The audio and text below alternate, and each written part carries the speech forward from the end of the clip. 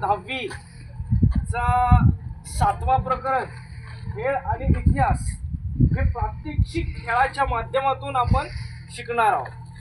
आवडेल ना तुम्हाला? तर मला सांगा, खेळाचे प्रकार किती आहेत? किती आहेत? कोणकोणते?